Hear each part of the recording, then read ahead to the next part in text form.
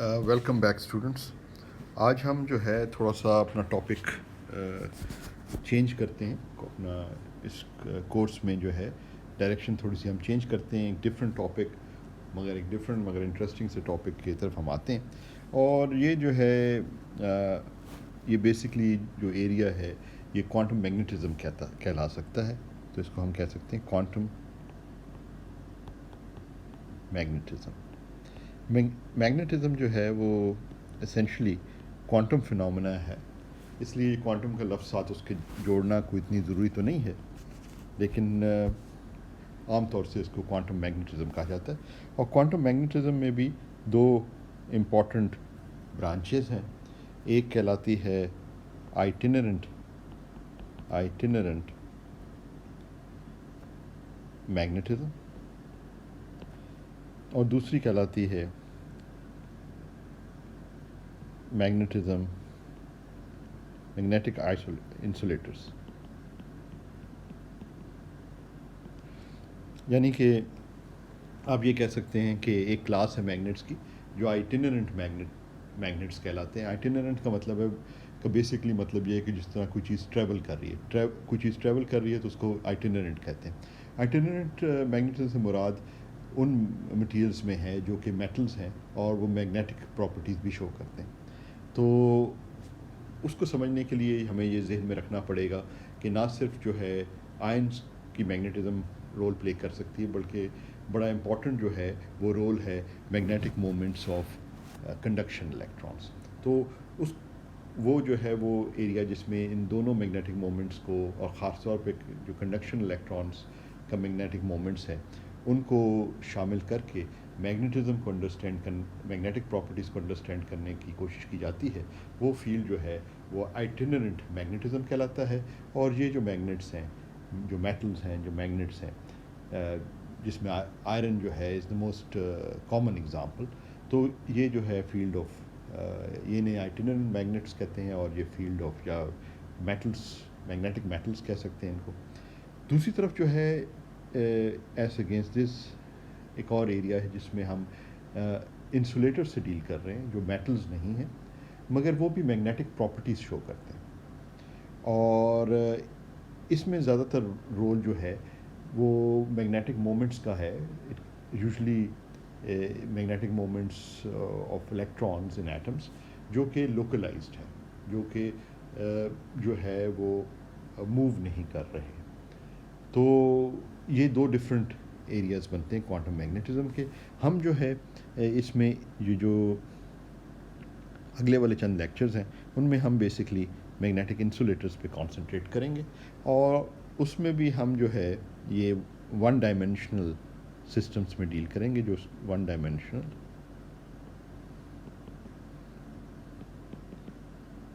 One D magnets जिसे आप कह सकते हैं,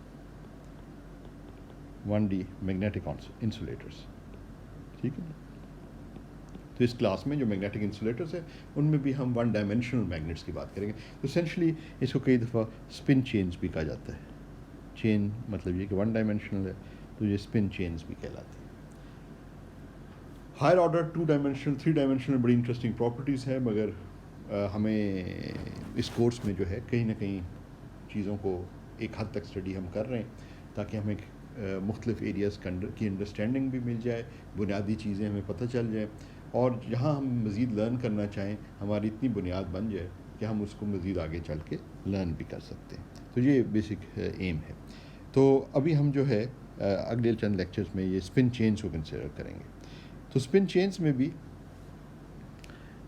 सबसे पहली चीज़ जो अगर वैसे तो जब हम स्पिन चेन्स की बात करते हैं तो we talk about chain of atoms जिनमें अनपेयर्ड इलेक्ट्रॉन्स हैं जो कि मैग्नेटिक मोमेंट जो है प्रोवाइड कर रहे हैं और उनके दरमियान जो है कोई इंटरेक्शन है जिसकी वजह से आपको मैग्नेटिक ऑर्डर मिल रहा है, यानी लॉन्ग रेंज मैग्नेटिक ऑर्डर मिल रहा है। तो इम्पॉर्टेंट चीज़ जो है, चलें इधर आ जाते हैं, वो ये है कि इन वाले केसेस में लोकलाइज्ड मैग्नेटिक मोमेंट्स हैं, localised magnetic moments. So you can think of atoms which have unpaired electrons और उनकी वजह से नेट मैग्नेटिक मोमेंट आपको मिल रहा है ऑन ईच एटम।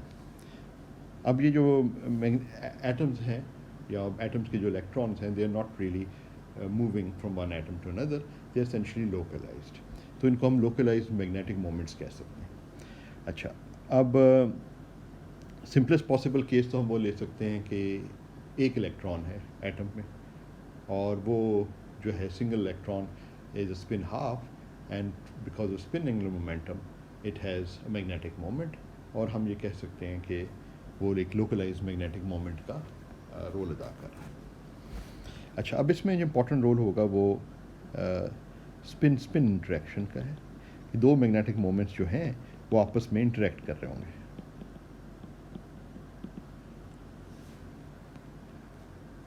और आमतौर पे क्योंकि ये जो है ये एक्सचेंज इंटरेक्शन भी कहलाती है, एक्सचेंज इंटरेक्शन,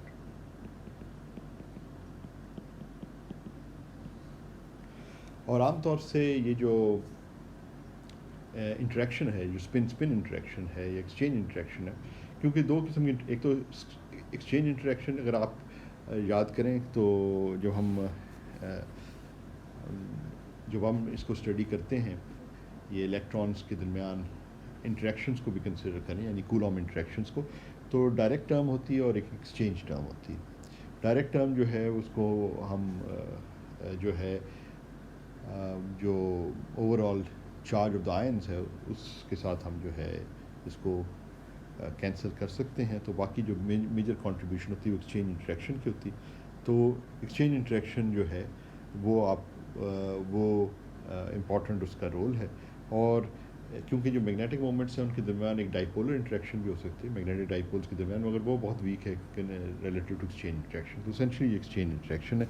तो ये मॉडल जो हैं they are based on exchange interaction, जिनको हम स्पिन स्पिन इंटरेक्शन भी कह सकते हैं, यानी दो मैग्नेटिक मोमेंट्स के दरमियान इंटरेक्शन।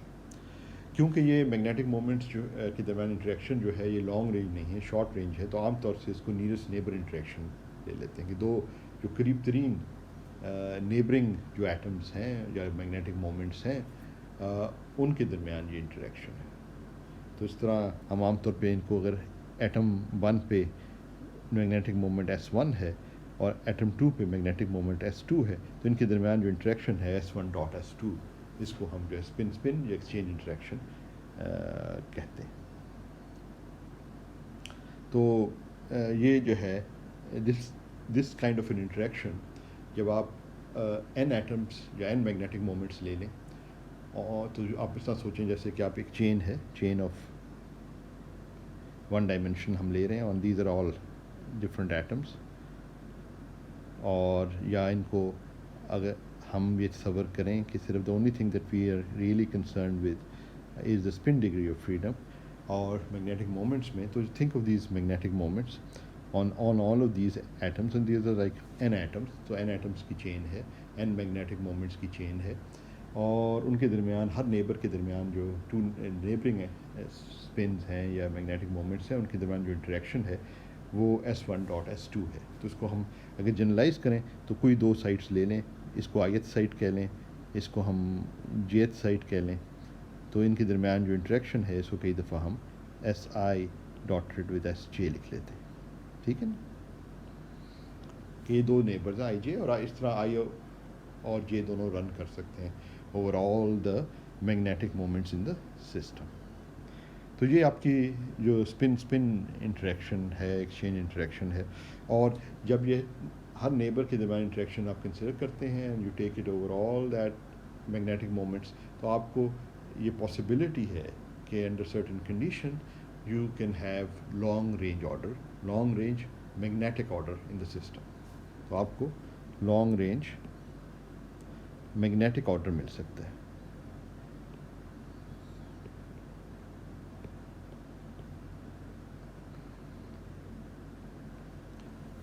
ये भी पॉसिबिलिटी है कि तमाम स्पिन जो हैं, let's just talk about electrons, और हम ये सोचें कि इलेक्ट्रॉन्स जो हैं उनकी तो दो ही स्पिन स्टेट्स हैं, spin up and spin down, so it's a possibility that all the spins are aligned, so let's say just they're aligned in the same direction upwards, तो ये आपको इस किस्म का ऑर्डर मिल सकता है।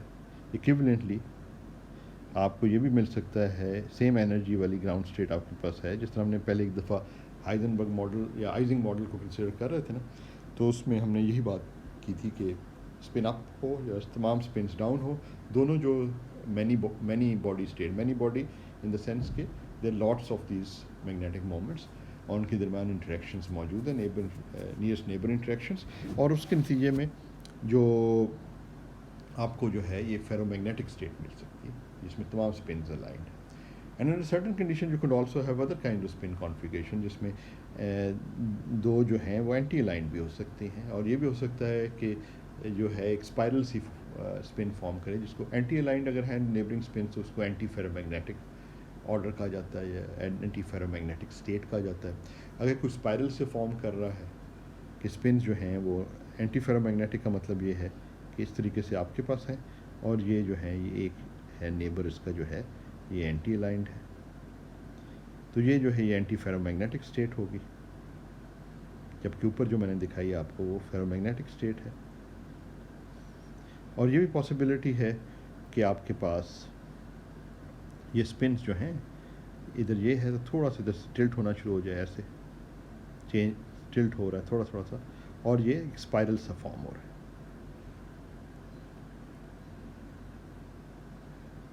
इस तरीके से आपके पास ये ज़्यादा इस साइड पर टिल्ट हो जाएगा और फिर इस साइड पर और फिर इस साइड पर, तो ये आपके पास एक स्पाइरल सा बनना जिसको आमतौर पे कहा जाता है स्पिन डेंसिटी वेव स्टेट। तो एक स्पिन की वेव बन रही है, तो उस तरीके से यह जो है इसको एंटी फेरोमैग्नेटिक स्टेट कहा जाता है, और ये आमतौर पे फेरोमैग्नेटिक स्टेट है हमारी। ठीक है, तो इस तरीके से आपको ये नियरेस्ट नेबर इंटरेक्शंस के नतीजे में आपको लॉन्ग रेंज ऑर्डर मिल सकता है। लॉन्ग रेंज इस केस में जो ऑर्डरिंग है वो मैग्नेटिक ऑर्डरिंग है, क्योंकि आपके पास एक फाइनाइट आपके पास जो प्रॉपर्टी है बेसिकली जो फिज़िकल ऑब्जर्वेबल है वो मैग्नेटाइजेशन है, उसकी बुनियाद के ऊपर आप इन स्टेट्स को डिस्टिंग्विश कर सकते हैं। अच्छा जी, तो लेट्स अब ये थोड़ा बहुत बैकग्राउंड था। अब हम जो है इसका काफ़ी डिटेल बैकग्राउंड और आगे बहुत सारी चीज़ें आ सकती हैं इन चीज़ों को समझने के लिए। तो इसको सिंपली अगर हम सबसे पहले समझने की कोशिश करें तो sir let's just take the case of two spins को मैं या मैग्नेटिक मोमेंट्स को मैं सिर्फ इस स्पिन डिग्री ऑफ फ्रीडम को कंसिडर कर रहा हूँ। तो the only thing that matters charge degree of freedom does not matter here. The only thing we are looking at the magnetic moments, spin magnetic moments. तो जो spin कह दिया जाए तो उसका मतलब आप वही समझें कि स्पिन मैग्नेटिक मोमेंट्स की बात की जा रही है। तो let's start with the simplest possible case, we have two interacting spins, और तो हमारा जो हैमिल्टोनियन है उस केस के अंदर विद टू इंटरेक्टिंग स्पिन्स वो हमारा हैमिल्टोनियन इस तरीके से बन जाएगा। ठीक है, इसका ये जो मॉडल है इस मॉडल में ये खसूसियत है कि ये एनर्जी जो सिस्टम की है वो डिपेंड कर रही है orientation of the two spins. ये आपको डॉट रन बीच में नज़र आ रहा है ना, S1 और S2 के दरमियान दो स्पिन हैं, एक स्पिन 1 और एक स्पिन 2 है, और ये आपस में इंटरेक्ट कर रहे हैं, और इनके दरमियान जो डॉट है ये चीज़ जाहिर कर रहा है कि आपस में इनकी क्या ओरिएंटेशन है, उस पर एनर्जी डिपेंड करती है। यानी S1 डॉट S2 जो है depends on the angle between them, और ये S1 S2 cos of theta है। तो अगर हम इलेक्ट्रॉन्स की बात कर रहे हैं, उस तरह की स्पिन्स की बात कर रहे हैं, स्पिन हाफ्स की बात कर रहे हैं, तो अगर हम इसमें इस वाली एक्सप्रेशन के अंदर ये जो एक्सप्रेशन आपको है इसमें अगर हम S1 की जगह हाफ पुट कर दें, S2 की जगह हाफ पुट कर दें, और आपको पता है कि कॉस थीटा जो है वो -1 to 1 जा सकता है, तो जो आपके पास बेसिकली 1 हाफ पुट कर दें, और हैमिल्टोनियन को अगर आप देखें तो बेसिकली हैमिल्टोनियन क्योंकि एनर्जी रिप्रेजेंट कर रहा है तो आपके पास ये एक्सप्रेशन आ जाएगी। ठीक है ना, तो ये क्लासिकल हैमिल्टोनियन है। क्लासिकल कहते हुए थोड़ा सा एहतियात करने की ज़रूरत है, क्योंकि स्पिन जो प्रॉपर्टी है is a quantum mechanical property. मगर आप ऐसे सोच लें जैसे दो मैग्नेटिक मोमेंट्स हैं और वो आपस में इंटरेक्ट कर रहे हैं, तो उनकी एनर्जी जो है वो उनकी मैग्नेटिक मोमेंट्स की ओरिएंटेशन या रिलेटिव डायरेक्शन के ऊपर डिपेंड करती है, और वो ये जो उनके दरमियान एंगल है मैग्नेटिक मोमेंट्स या स्पिन के दरमियान वो एंगल थीटा है, और वो इस तरीके से डिपेंड करती है। अब अगर आपके पास बेसिक एनर्जी की एक्सप्रेशन जो आपकी है वो है J(S1)(S2). हैमिल्टोनियन बेसिकली एनर्जी ही रिप्रेजेंट कर रहा है। S1 और S2 जो है डॉट है बीच में, तो ये जो है ये चीज़ आपके पास बन जाती है J(S1)(S2) cos ऑफ थीटा। अगर S1 और S2 हाफ हैं, स्पिन हाफ्स हैं, तो ये फिर आपके पास हाफ इंटू हाफ 4 दे देता है। तो ये वाली एक्सप्रेशन आपके पास आ गई, ठीक है। तो अब क्योंकि cos थीटा जो है वो -1 to 1 वैल्यू ले सकता है, तो ऑल एनर्जीज आर पॉसिबल। इस एक्सप्रेशन को देखें तो -1/4 ऑफ J से लेके +1/4 J तक तमाम वैल्यूज़ हो सकती हैं। यानी ये भी हो सकती है कि जो minimum value cos of theta की है वो -1 है, जब इन दोनों के दरमियान एक दूसरे के से बिल्कुल ऑपोजिटली अलाइंड हो, थीटा जो है वो पाई हो। और मिनिमम और जो मैक्सिमम एनर्जी हो सकती है वो ये है कि जब ये अलाइंड हो। अच्छा, इस अलाइंड और मिनिमम एनर्जी और मैक्सिमम एनर्जी इस चीज़ पे ज़रूर डिपेंड करती है कि जे का क्या साइन है। जैसे कि माइजिंग मॉडल में हमने -J रखा हुआ था, तो वो ये चीज़ उससे नतीजा ये निकल रहा था कि जो मिनिमम एनर्जी है वो उस केस में है जब मैग्नेटिक मोमेंट्स जो हैं वो अलाइंड हों, अलाइंड विद ईच अदर।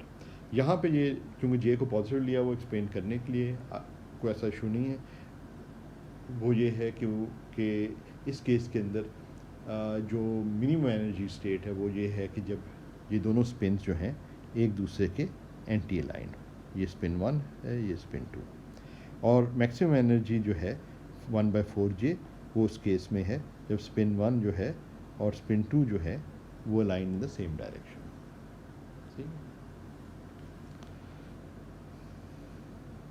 अच्छा, अब अगर हमने इसी चीज़ को क्वांटम मैकेनिकली डिटेल में अंडरस्टैंड करना है तो उसके लिए ज़रूरत ये है कि हम कोई बेसिस चूज़ करें।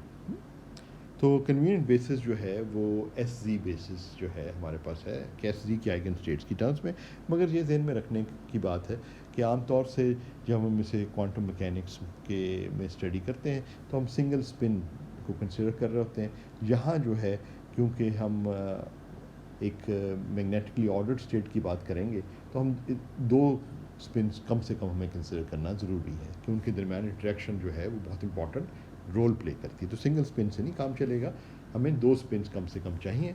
और हम बाद में देखेंगे कि सही मानों में जब हम बहुत लार्ज नंबर ऑफ स्पिन्स आ जाएं और वो इंटरेक्ट कर रही हों तो उसकी क्या स्टेट बनती है, वो जो है वो हमारे सामने एक इम्पॉर्टेंट क्वेश्चन होगा। तो for a pair of spins हम ये बेसिस स्टेट ले सकते हैं। ये आप सोच सकते हैं जैसे कि ये स्पिन 1 की प्लस स्टेट है, ये स्पिन 2 की प्लस स्टेट है। तो ये बेसिकली आपका जो है जब आप इसको इस तरीके से लिख रहे हैं तो ये essentially tensor product of the 2 है, ये 1 का और ये 2 की स्टेट।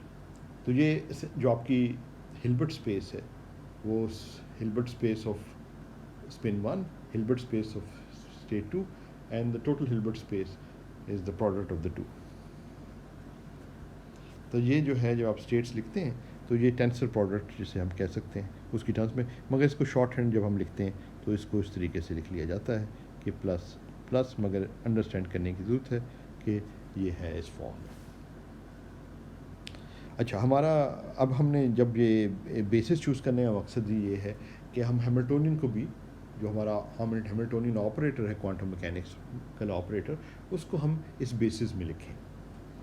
अच्छा, पहले तो हम थोड़ा सा हैमिल्टोनियन जो एक्सप्रेशन है हमारे पास, ये 2 स्पिन वाली जो एक्सप्रेशन है उसको हम थोड़ा सा सिंप्लीफाई करते हैं। एक तो ये चीज़ ज़ाहिर होती है कि पहले इसको सिंप्लीफाई करें, और ये भी है कि जब हम इस बेसिस में लिखेंगे तो हैमिल्टोनियन जो है वो 4/4 मैट्रिक्स बन जाएगा क्योंकि 4 स्टेट्स हैं, यानी बेसिस स्टेट्स जो हैं वो 4 हैं। अच्छा, हैमिल्टोनियन जो है वो बेसिक एक्सप्रेशन हैमिल्टोनियन की ये है हमारे पास। अब ये स्पिन्स जो है स्पिन 1 हो गई और स्पिन 2 जो है दीज आर 3 डायमेंशनल वेक्टर्स, यानी कि स्पिन 1 जो वेक्टर है वो है स्पिन 1 x, स्पिन 1 y, ये से कंपोनेंट्स हैं, स्पिन 1 z, और इसी तरह S2 जो है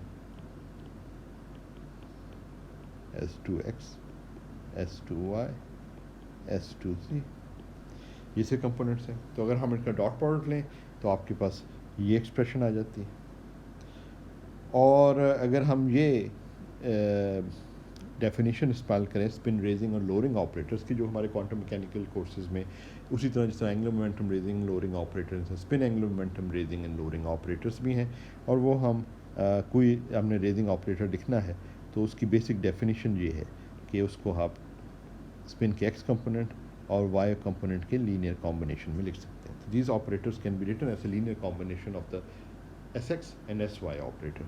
और एस माइनस जो है इक्विवेलेंटली ऐसे लिखा जा सकता है उसको, एस एक्स माइनस इधर आ जाता है एस वाई। तो अगर किसी को ये याद नहीं है तो क्वांटम मैकेनिक्स की टेक्स्ट बुक कोई भी उठा के देख ले, हर एक में ये चीज़ डिस्कस हुई है। Spin raising and lowering operators ये कहलाते हैं। एस प्लस जो है spin raising operator, S minus जो है स्पिन लोअरिंग ऑपरेटर। अच्छा, अगर हम इनका इस्तेमाल करें तो अगर हम ये प्रोडक्ट लें एस वन प्लस और एस टू माइनस का, तो बेसिकली हमारे पास ये एक्सप्रेशन ये आ जाएगा एस वन प्लस के लिए। ये इसी को इस्तेमाल किया, सिर्फ ये है कि अब आपने सबस्क्रिप्ट में वो जो है वन लगा दिया क्योंकि ये एस वन प्लस है। और इसी तरह एस टू माइनस जो है वो आपने इस तरीके से लिख लिया। अब जब आप इनका प्रोडक्ट लें तो आपके पास ये वाली एक्सप्रेशन आ जाएगी, साफ ज़ाहिर है।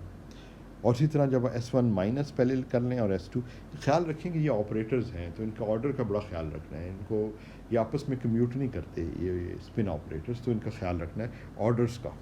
तो इसको हम जो है इस तरीके से लिख सकते हैं। अच्छा, अब इस वाली एक्सप्रेशन को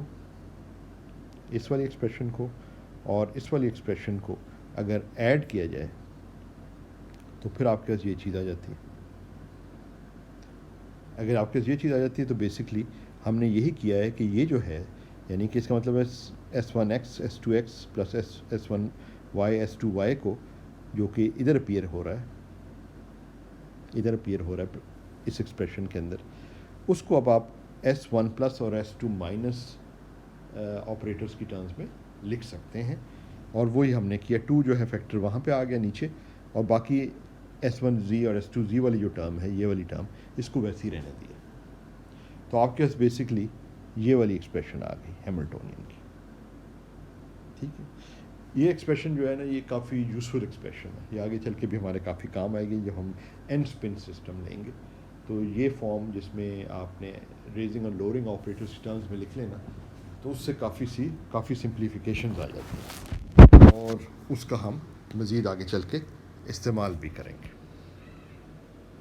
अच्छा, इसमें कुछ इम्पॉर्टेंट पॉइंट्स हैं जो हमारे जहन में होने चाहिए। वो ये है कि एक तो ये ऑपरेटर्स जो हैं वो डिफरेंट जो एटम्स पे या साइट्स पे जब आप एक्ट करते हैं, जिस तरह ये वाला केस है, तो ये आपस में कम्यूट करते हैं।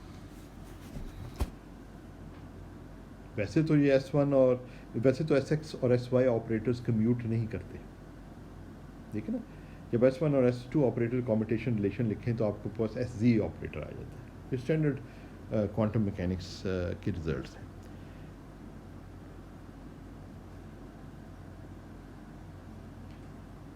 मगर ये जो है इधर आप ये कह रहे हैं, इधर एक ख़ास चीज़ जिसका ख्याल रखना है वो ये कह रहे हैं आप कि अगर दो डिफरेंट साइट्स हैं तो उन पे ये ऑपरेटर्स कम्यूट करते हैं।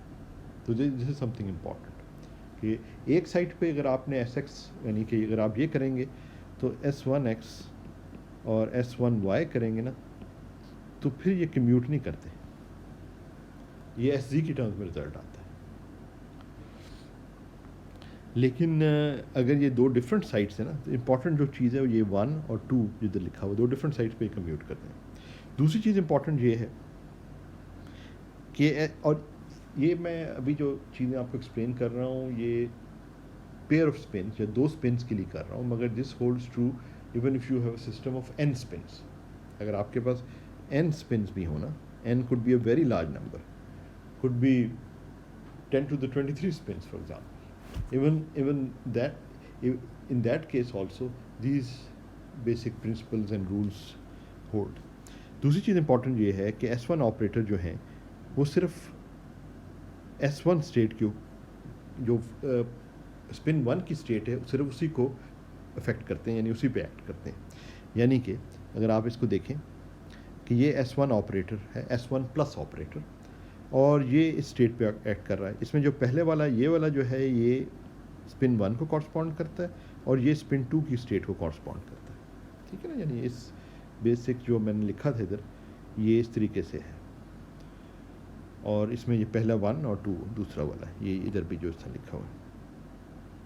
तो ये S1 प्लस जो है वो जो स्पिन 1 की स्टेट है उसको फ्लिप करेगा, उसको रेज करेगा, यानी उसकी स्पिन वैल्यू को रेज करेगा। इसका मतलब है जो अगर वो माइनस स्टेट है उसको प्लस बना देगा, लेकिन जो आप देख रहे हैं 2 वाली स्टेट जो है उसमें कोई तब्दीली नहीं आई। इसका मतलब है ये स्पिन 2 को जो है की स्टेट को अफेक्ट नहीं करता, ये सिर्फ और सिर्फ स्पिन 1 की स्टेट को अफेक्ट करता है। और वो चीज़ जो है वो इस सबस्क्रिप्ट 1 से जो है वो बताता है कि सबस्क्रिप्ट 1 जो है या 2 सबस्क्रिप्ट जो होगा, इस केस में सिर्फ 2 ही स्पिन हैं, वरना जनरली आई जे होता है। तो बहुत सारी स्पिन अगर हैं तो आप उनको आई जे एम एन वो कोई और जो है सबस्क्रिप्ट आप दे देते हैं। तो मगर प्रिंसिपल सेम है कि जो सबस्क्रिप्ट आ रहा होगा, जो इंडेक्स मौजूद है उसी की स्टेट को अफेक्ट करेगा। यानी इधर 1 अगर नीचे आ रहा है तो 1 ही की स्टेट को, और 2 के जो है ना ऑपरेटर्स जो हैं वो सिर्फ 2 को अफेक्ट करते हैं। इसलिए S1 ऑपरेटर्स जितने भी हैं वो रेजिंग हो, लोअरिंग हो, SZ ऑपरेटर हो, वो तमाम ऑपरेटर्स जो हैं वो सिर्फ और सिर्फ स्पिन 1 की स्टेट को अफेक्ट करते हैं।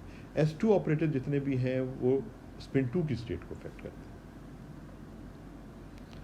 तो इस बेसिस के ऊपर जो है ना हम बेसिकली अगर हम ये मैट्रिक्स लिखना चाहते हैं, यानी हैमिल्टोनियन को इस बेसिस में लिखना चाहते हैं ये हमारा बेसिक अब हैमिल्टोनियन हो गया।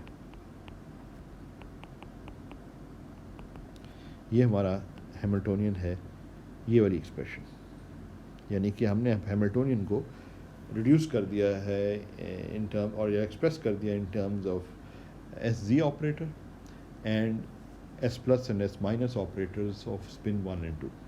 ये अब हमने काम कर लिया। अब हमारे पास जो है, अब हम चाह रहे हैं कि इस ऑपरेटर को, ये जो हैमिल्टोनियन ऑपरेटर है, इसकी रिप्रेजेंटेशन लिखें, यानी मैट्रिक्स फॉर्म में इसको हम लिखने लगे हैं इन दिस बेसिस। तो उस बेसिस में ये 4/4 बन जाएगा। लेकिन हमें फिर ये उसके लिए ज़रूरी ये है कि हमें ये सारे मैट्रिक्स एलिमेंट लेने पड़ेंगे हैमिल्टोनियन के, यानी इस किस्म के मैट्रिक्स एलिमेंट्स हमें कैलकुलेट करने पड़ेंगे। मसलन plus plus Hamiltonian plus plus, जो ये मैट्रिक्स एलिमेंट है हैमिल्टोनियन का, प्लस प्लस स्टेट के दरमियान, plus minus minus plus, diagonal of diagonal, हमारे पास जो है ना 16 टर्म्स आ जाएंगी। 4/4 मैट्रिक्स है, तो 16 मैट्रिक्स एलिमेंट्स हमें कैलकुलेट करने पड़ेंगे। तो बेसिकली हमें ये हैमिल्टोनियन, जो इधर हैमिल्टोनियन दिया हुआ है ना, वो ये है उसकी फॉर्म, राइट हैंड साइड, ये राइट हैंड साइड, इसको जो है ना हमें एवेल्यूएट करना पड़ेगा। इसका मतलब हैमिल्टोनियन को इस पे एक्ट करना होगा, कैट पे, और वो जो है हमेशियन है तो बराबर पे भी एक्ट कर सकता है, कोई ऐसा इशू नहीं है। तो वो जो है इस किस्म की आपको डिटरमिन करना पड़ेगा कि ये जो ऑपरेटर्स हैं जब ये एक्ट करते हैं प्लस इन स्टेट्स के ऊपर, ये बेसिस स्टेट्स के ऊपर, तो ये क्या वैल्यू देते हैं। क्योंकि ये जो है, ये जो चीज़ें आ रही हैं ना इधर जो लिखी हुई, ये सारे ऑपरेटर्स, ये जो है इन्हीं से मिलके हैमिल्टोनियन बना हुआ है। तो इनको वैल्यूट करना हमें ज़रूरी है। कुछ चीज़ें तो हमें पुरानी नॉलेज हमारे पास मौजूद है कि अगर S1 प्लस हो, और वो अब आपको पता है कि प्लस, ये जो इसके नीचे आ रहा है 1 आ रहा है, 1 ये शो कर रहा है, 1 ये शो कर रहा है कि ये सिर्फ और सिर्फ एक्ट करेगा स्पिन 1 पे। जो पहला आ रहा है उसको देखेगा, यानी इस वाले को देखेगा कैट में। इस वाले को जब ये देखता है, ये प्लस आ रहा है, और ये क्योंकि प्लस ऑपरेटर है, S1 प्लस है, तो ये जो है इसको रेज करेगा। मगर ये क्योंकि स्पिन हाफ सिस्टम है तो मैक्सिमम जो स्पिन की प्रोजेक्शन हो सकती है वो प्लस ही हो सकती है, तो उस पर जब ये एक्ट करेगा तो 0 दे देगा, राइट हैंड साइड पे 0। S2 प्लस भी इस पर एक्ट करता 0 देता है, प्लस है। अगर माइनस पे एक्ट करता तो इधर अगर माइनस होता ना तो ये प्लस कर देता उसको राइट हैंड साइड पे, वो एक और स्टेट दे देता, जो कि आपको इधर नज़र आ रही है। इधर अगर देखें ना आप, ये S1 प्लस है, तो जब ये इस पे एक्ट करेगा, और S2 माइनस इस पे एक्ट करेगा, माइनस जो है उससे नीचे लोअर नहीं कर सकती, और प्लस जो है उससे ऊपर नहीं ले जा सकता, क्योंकि इधर प्लस है पहले वाला और दूसरा वाला, तो इसलिए 0 आ गया राइट हैंड साइड पे, ये 0 आ गया। इस वाले को देखें, इसको मिटा देते हैं। अच्छा, इससे अगले वाले को देखें तो वो भी समझ में आ जाता है। ये S1+ जो है ये पहले वाले पे एक्ट करेगा, यानी इस वाले पे एक्ट करेगा और इसको रेज़ कर देगा। रेज़ करने का मतलब माइनस से प्लस पे ले जाएगा। तो देखें ये प्लस आ गया इधर। और S2- जो है वो सेकंड वाले पे एक्ट करेगा और वो इस वाले पे एक्ट करेगा, ये S2-। और ये जो है ये प्लस को माइनस कर देगा। देख लें आप, ये अब स्टेट आपको मिल रही। तो इस तरीके से आप डिटरमिन कर सकते हैं बाकी मैट्रिक्स एलिमेंट्स भी। तो ये करें अगर आप, तो ये मैट्रिक्स एलिमेंट्स, हमें ये बेसिकली ऑपरेशन चाहिए हैमिल्टोनियन का कैट्स के ऊपर। 4 है ना, 4 कैट्स हैं। जब ये कैलकुलेट कर लिया तो फिर आप कुछ इनर प्रोडक्ट लेना है प्लस प्लस के साथ, प्लस माइनस वगैरह मुख्तलिफ, मगर ये चीज़ आपने कैलकुलेट करनी है। ये अब आपका होमवर्क है, बड़ा सिंपल है। सिर्फ ख्याल ये रखना है आपने कि ये हैमिल्टोनियन जब आप ये लिखते हैं ना, तो आपने उठा के लाना है यहाँ से इसको, ये आपका हैमिल्टोनियन है। अब ज़्यादा मुश्किल तो ये, ज़्यादा मुश्किल जो माइनस और प्लस की है। और माइनस और प्लस जो रेजिंग और लोअरिंग ऑपरेटर्स हैं उनका जो है ये यहाँ से हमने बेसिक जो इनका ऑपरेशन है ऑन द कैट स्टेट्स वो हमने डिटरमिन कर लिया है। तो उसी को हम इस्तेमाल करके यहाँ से हम आगे बढ़ सकते हैं। बाकी रह गया आपके पास जो है S1Z और S2Z वाले जो ऑपरेटर्स हैं, वो तो जब इन पे एक्ट करेंगे तो प्लस और माइनस स्टेट्स को चेंज नहीं करेंगे, because plus and minus states are eigen states of SC। तो सिर्फ और सिर्फ आपको वो आइगन वैल्यू मिल जाएगी corresponding to plus and corresponding to minus. अलबत्ता जो ये प्लस और माइनस है ये फ्लिप करते हैं। प्लस वाला जो है वो माइनस है तो उसको प्लस कर देता है, और माइनस वाला जो है वो प्लस को माइनस कर देता है। तो ये आपने बेसिकली इस हैमिल्टोनियन को जो है ना इधर सब्स्टिट्यूट करना है, और आपने इस हैमिल्टोनियन को इधर सब्स्टिट्यूट करके ये ऑपरेट करके करना है। एंड दिस इज़, और ये 4 जो है ना आपने ये मालूम करने हैं, और 4 ये मालूम करने के बाद आपने ये 4x4 मैट्रिक्स हासिल करना है। यानी ये वैल्यू जो आपके पास आनी चाहिए ये कॉरस्पॉन्ड कर रही है plus plus Hamiltonian operator acting on this, ये मैट्रिक्स एलिमेंट को कॉरस्पॉन्ड कर रहा है। इसमें जो है आप इस्तेमाल क्या करेंगे, अगर आपने ये कर लिया, ये वाला चीज़ मालूम कर ली ना, तो फिर यहाँ पहुँचना कोई मुश्किल नहीं। देख लेना, अगर आपने वो देखें, ये मैंने ये पहला वाला जो मैट्रिक्स एलिमेंट है वो ये है। ये अगर मैंने मालूम करना है तो मैं कहता हूँ अच्छा ठीक है, ये वो ये अगर मैंने मालूम करना है तो ये जो है ये है plus plus H plus plus मैंने मालूम करना है। ये मैं कहता हूँ कि मुझे नहीं पता कि ये क्या है। अच्छा, अब मुझे ये चीज़ मैंने इधर से डिटर्मिन कर ली है, वो ये है, तो बस फिर तुम काम बहुत आसान हो गया। प्लस प्लस जो है वो आपके पास 1/4J हैमिल्टोनियन जब कैट पे एक्ट करता है तो ये वैल्यू आपको दे देता है, वो प्लस प्लस आ जाता है। अब 1/4J जो है is just a number that you can take outside, और ये प्लस प्लस का इनर प्रोडक्ट है विद प्लस प्लस। तो ये जो है, क्योंकि ये नॉर्मलाइज्ड कैट्स हम लेते हैं, तो ये आपको 1 दे देगा और आपके पास 1/4J आ जाएगा। तो ये वाली वैल्यू जो है 1/4J है, J बार लिखा हुआ है 1/4J। तो इस तरीके से बाकी मैट्रिक्स एलिमेंट्स भी, और ये आपका होमवर्क का हिस्सा ये भी है कि ये अगर आपने कर लिया तो उसके बाद अब ये करके बाकायदा 4x4 जो मैट्रिक्स बन रहा है इस 4 बेसिस स्टेट्स के अंदर, उसको जो है वो आपने हासिल करना है। उसका अगला स्टेप क्या है? उसका अगला स्टेप ये है कि आपने जो है इसको डायगोनलाइज करना है, यानी कि इसकी आइगन वैल्यूज़, कैरेक्टरिस्टिक इक्वेशन लिखनी है जो जिस तरह किसी मैट्रिक्स को डायगोनलाइज करते हैं। फ़र्क सिर्फ ये है कि ये थोड़ा सा बाकियों से कॉम्प्लिकेटेड है इन the sense that it is a 4x4 matrix, मगर बहुत सारी आसानियाँ भी हैं क्योंकि बहुत सारे एलिमेंट ज़ीरो हैं। तो ये बेसिकली आप मालूम करें और ये शो करें ऐसा होमवर्क कि ये जो है ये इसकी आइगन वैल्यूज़ आती हैं। आइगन वैल्यूज़ भी ऐसी हैं कि 3 आइगन वैल्यूज़ आएंगी जो J/4 है, और एक आइगन वैल्यू ये आएगी। तो जैसे आप एक्सपेक्ट करते हैं कि ये 4x4 मैट्रिक्स है तो इसकी 4 आइगन वेक्टर्स होंगे इसके, ठीक है ना। इस सिस्टम के 4 आइगन वेक्टर्स होंगे, क्योंकि हैमिल्टोनियन जो है वो 4x4 मैट्रिक्स है। इनमें से 3 आइगन वैल्यूज़ जो हैं वो have the same value, degenerate eigen states हैं, और एक जो है वो डिफरेंट है। एक्चुअली ये टर्न आउट इसको इसी नाम से ट्रिपलेट और सिंगलेट कहा जाता है। ये इसकी हम बाद में मज़ीद बात भी करेंगे। ट्रिपलेट का मतलब 3 का ग्रुप, और सिंगलेट का मतलब एक सिंगल। और जब आप देखेंगे जो मैक्सिमम वैल्यू निकल रही है वो J/4 रही है। ये जो क्लासिकल केस अगर कंसेप्ट पूरा हैमिल्टोनियन को क्वांटम मैकेनिकली डायगनलाइज करने से पहले जो हमने एक्सप्रेशन लिखी थी, उससे जो हमने maximum minimum value realizing that cos theta can go from -1 to +1, वो जो हमने हासिल किया था उसमें मैक्सिमम वैल्यू J/4 थी, और मिनिमम वैल्यू जो है वो -J/4 थी।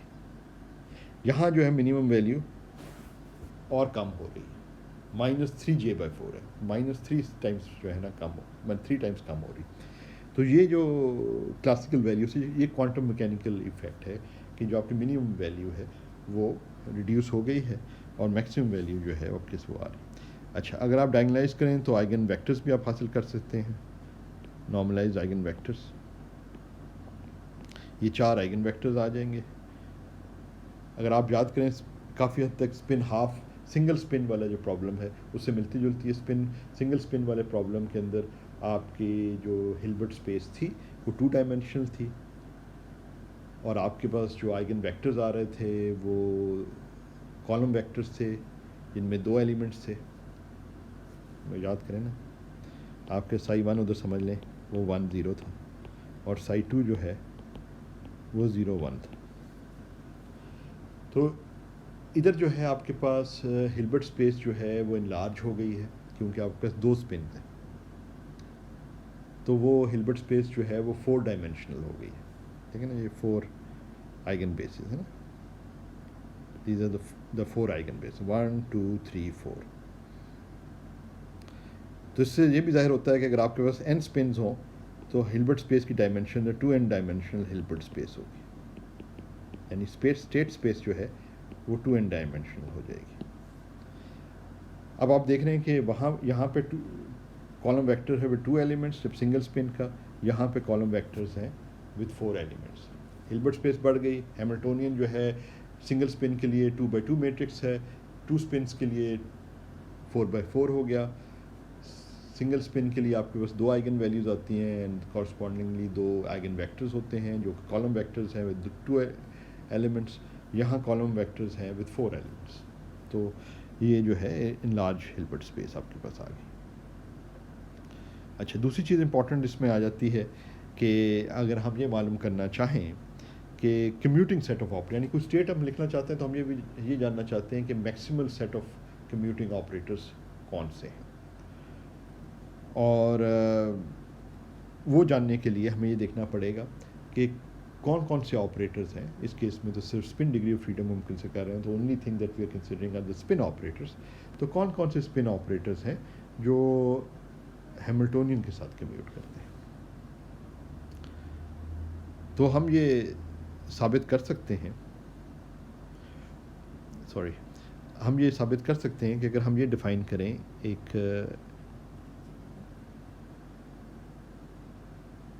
z component of the total spin angular momentum operator, उसकी डेफिनेशन क्या है कि S1z और S2z को वाले जो ऑपरेटर्स हैं उनको ऐड किया जाए तो जो हमारे पास ऑपरेटर बनता है वो z component of the total spin operator है।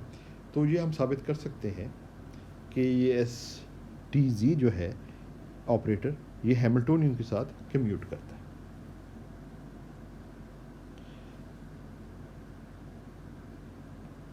ठीक है ना,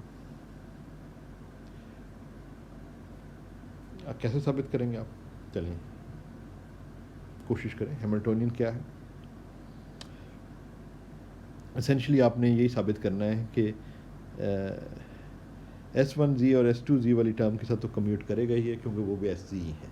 आपने बेसिकली अब ये साबित करना है कि S1 प्लस और S1 प्लस S2 माइनस वाली जो एक्सप्रेशन है हैमिल्टोनियन के अंदर वो भी STz के साथ कम्यूट करती है। तो ये this is your another homework आप लोगों के लिए। और ख़ास चीज़ ये है कि एस टी जी की कोई खसूसियत नहीं है, एस टी एक्स और एस टी वाई भी हैमिल्टोनियन के साथ कम्यूट करते हैं, अगरचे ये आपस में कम्यूट नहीं करते। एस टी जी एस टी वाई और एस टी एक्स के साथ कम्यूट नहीं करेगा, आप ये जानते ही हैं स्पिन ऑपरेटर्स के हवाले से। एक और चीज़ हम ये एक और ऑपरेटर डिफाइन कर सकते हैं जो कि total spin angular momentum operator है, जिसको जो वहाँ कंपोनेंट्स थे ऊपर, यहाँ पे टोटल स्पिन को हम ले रहे हैं। तो इसका अगर हम स्क्वायर करें तो ये आपके ये और ये टर्म्स आ जाती हैं। और क्योंकि हम अगर ये आपने साबित कर दिया ऊपर, तो एस टी जी एस टी वाई और S T X S T Y और एस टी जी के साथ हैमिल्टोनियन कम्यूट करता है, तो आप ये भी साबित कर सकते हैं कि एस टी स्क्वायर्ड के साथ भी हैमिल्टोनियन कम्यूट करता है। क्योंकि ये चीज़ अगर आपने साबित कर दी पहले, ये चीज़ अगर आपने साबित कर दी ऊपर, तो उससे फिर ये साबित करना बहुत आसान हो जाता है। तो इसका मतलब ये सामने आ रहा है कि एक तो एस टी जी ले लें, अगर आप इनमें से एक ले सकते हैं क्योंकि ये आपस में कम्यूट नहीं करते, या तो एस टी जी ले लें या एस टी एक्स ले लें या एस टी वाई ले लें। तो चलें एस टी जी कन्वेंशनल लिया जाता है। तो एस टी जी ऑपरेटर जो है ना हैमिल्टोनियन के साथ कम्यूट करता है। साथ साथ ये भी सामने आ गया इस वाली एक्सप्रेशन से कि एस टी स्क्वायर्ड ऑपरेटर भी हैमिल्टोनियन के साथ कम्यूट करता है। तो इसका मतलब ये हुआ कि हम इन तीनों ऑपरेटर्स हैमिल्टोनियन, एस टी जी और एस टी स्क्वायर्ड की कॉमन आइगन स्टेट्स लिख सकते हैं। तो जो हमारे पास हैमिल्टोनियन की आइगन स्टेट्स हैं वो इनकी भी आइगन स्टेट्स हैं। ठीक है,